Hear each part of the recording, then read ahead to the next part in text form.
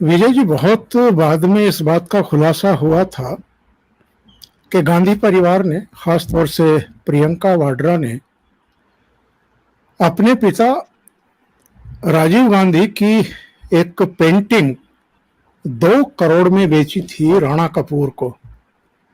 और राणा कपूर ने बाद में जब इंट्रोगेशन हुए थे तो उन्होंने कहा था कि मुझ पर तो केंद्र के मंत्रियों का बहुत प्रेशर था कि ये पेंटिंग आप खरीद लीजिए, नहीं तो आपकी मुश्किलें बहुत बढ़ जाएंगी। जो आज एपिसोड जारी किया है बीजेपी ने, इसके आखिर में ये कहा गया है कि कांग्रेस फाइल्स के अगले एपिसोड में दिखाया जाएगा कि राजीव गांधी की 2 करोड़ की पेंटिंग बेचने के लिए कांग्रेस परिवार लोगों को धमकी दे रहा था। यानी राणा कपूर वाला जो बयान है, जो उनकी स्वीकारोक्ति थी, उसका भी खुलासा अगले एपिसोड में भारतीय जनता पार्टी करने जा रही है। सर, राणा कपूर साहब कोई आर्ट कलेक्टर तो थे नहीं, पहली बात। हाँ, बैंक के मालिक थे। जब उन्होंने हिंदुस्तान में राबो बैंक के साथ कार्रवाई शुरू करी, मेरा उनसे पर्सनल परिचय भी रहा है। उनको याद नहीं होगा, 98-99 में वो मेरे ऑफिस आया करते थे जब उन्होंने राबो का काम शुरू किया था, नीदरलैंड का जो बैंक है, क्योंकि उनको एग्रीकल्चर में अपना फुटहोल्ड बनाना था। राबो बैंक दुनिया भर में शायद AAA रेटेड एकमात्र बैंक है which is working in agriculture space. तो उस समय एग्रीकल्चर पॉलिसी सिस्टम्स को लेके चर्चा के लिए वो मेरे ऑफिस आया भी करते थे और काफी अच्छी बात होती थी। वो थे, उनके और भी कलीग थे, आज भी मेरे अच्छे दोस्त हैं उनके जो बाकी कलीग्स हैं। लेकिन बाद में जब बैंक उन्होंने बनाया तो निश्चित रूप से फर्क आ जाता है, फिर हमारा कोई इंटरेक्शन नहीं रहा। लेकिन इंपॉर्टेंट चीज ये है कि राणा साहब कोई, मुझे तो नहीं लगता कि वो कोई बहुत बड़े आर्ट कलेक्टर थे। नंबर 2, कोई ऐसी कोई बहुत बड़ी कोई पेंटिंग नहीं थी जिसको आप कह सकते हैं हिस्टोरिक पेंटिंग जिसकी बिडिंग हो। अगर ये पेंटिंग इतनी ही लाजवाब होती तो दुनिया में ऐसे बहुत सारे ऑक्शनिंग प्लेटफॉर्म हैं जहां पे ऐसी पेंटिंग, आप 2 करोड़ की क्या बात कर रहे हैं, लोग $10-10 मिलियन देने को तैयार हैं। जो आर्ट एंथुसियास्ट हैं, जो आर्ट लवर्स हैं, आप क्रिस्टी है और बहुत सारी इंटरनेशनल ऑक्शनिंग साइट्स हैं जहां पे आर्ट वर्क की ऑक्शनिंग होती है, वहां पे भी ऑक्शन हो सकता था तो इनको 2 करोड़ क्यों, 20 करोड़ भी मिल सकता था। लेकिन समस्या ये है कि जब आपके पास एक ऐसा इंसान हो हु कैन अफोर्ड, अब आप डायरेक्टली तो 2 करोड़ वसूली कर नहीं सकते, तो कॉन्ट्रैक्ट में ये कहा जाता है कि भाई आप गिव एंड टेक तो करोगे, तो हमने आपको पेंटिंग दी, बदले में 2 करोड़ मिले। अब पेंटिंग की कीमत 2 करोड़ कैसे लगी, इसका कोई कानून तो है नहीं। भाई हिंदुस्तान में वैल्यूएशन आप कैसे करोगे? कुर्सी है, मेज है, फर्नीचर है, बिल्डिंग है, उसके तो वैल्यूएशन के नॉर्म्स हैं। क्या कोई आर्ट एंड कल्चर का वैल्यूएशन का नॉर्म है? क्या कोई ऐसा डॉक्यूमेंट है? मुझे पसंद है जी, मैं तो लूंगा, किसी भी कीमत पे लूंगा।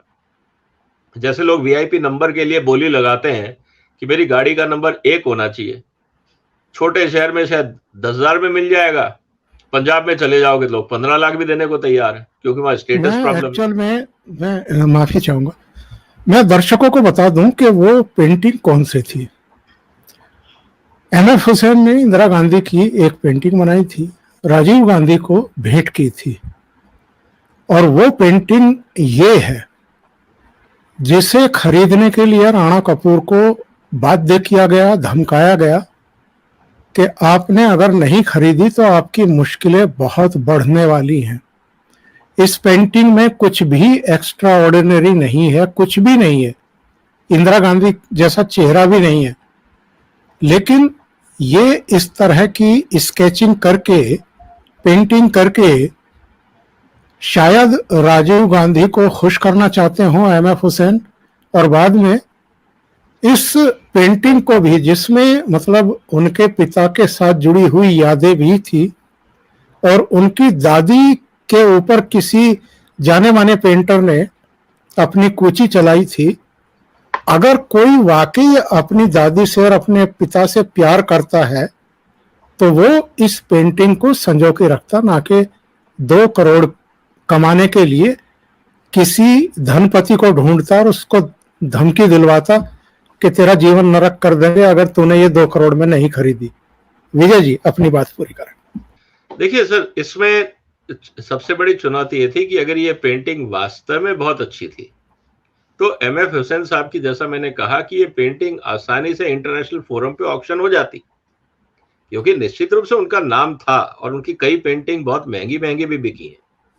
एक और सज्जन थे जिन्होंने उनके साथ टाई अप किया था कि आप मेरे लिए 10 या 15 पेंटिंग बनाएंगे और बदले में वो उनको 100 करोड़ रुपए लेंगे। ये भी एक, मैं नाम भूल रहा हूं उनका, वो भी एक इंडस्ट्रियलिस्ट थे जिन्होंने उनके साथ टाई अप किया था।